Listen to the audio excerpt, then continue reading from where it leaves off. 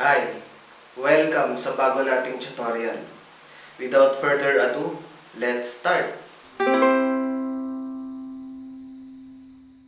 Palagi nating tatandaan na pag nandito tayo sa may strumming pattern, dapat ang sundan natin yung beat. Kasi ganito yung rhythm ng verses sa gitara.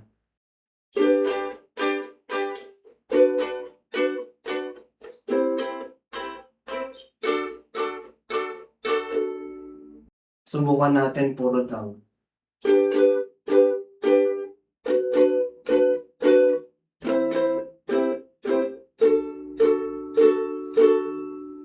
Subukan naman natin puro up.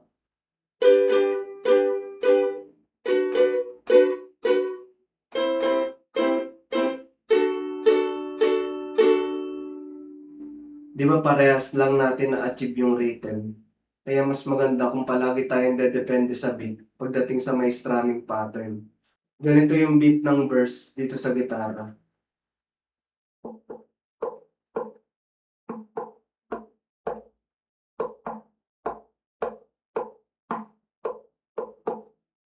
Intro at verses.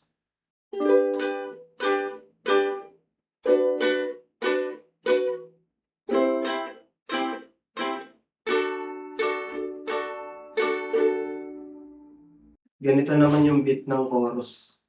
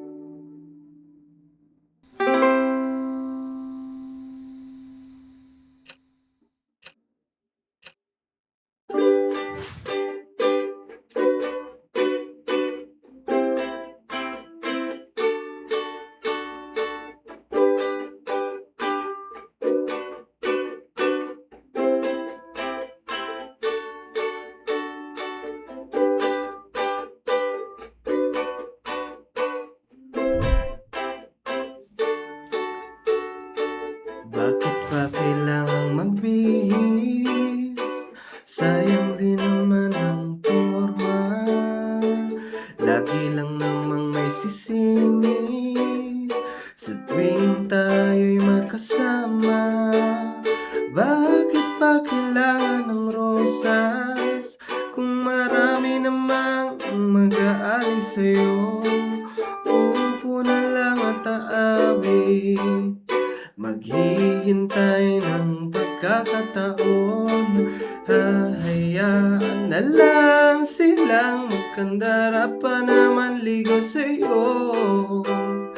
Idadaan na lang kita sa awitin kong ito, sabay ang tugtog ng gitara. Idadaan na lang sa gitara.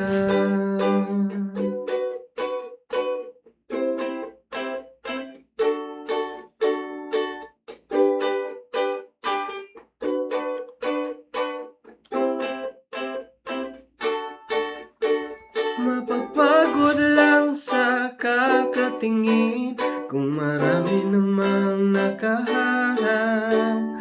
Aawit na lang at magpaparinig ng lahat ng aking nadarama. Pagbibigyan na lang silang magkandara pa naman ligaw sa'yo. Idadaan na lang kita sa awitin kong ito, sabay ang tugtog ng gitara. Idadaan na lang sa gitara.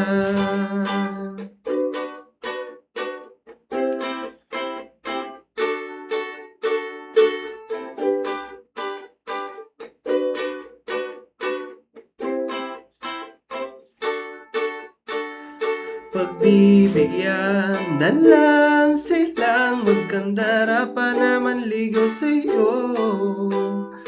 Idadaan na lang kita sa awitin kong ito.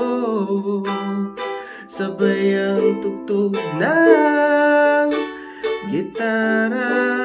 Oh, idadaan na lang.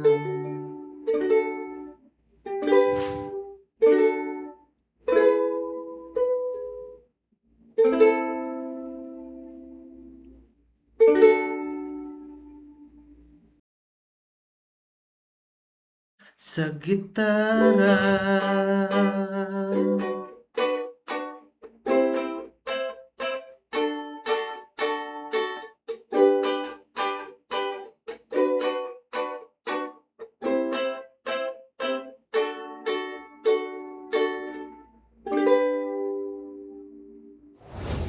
Salamat sa panonood. Kita tayo sa next tutorial. Okay.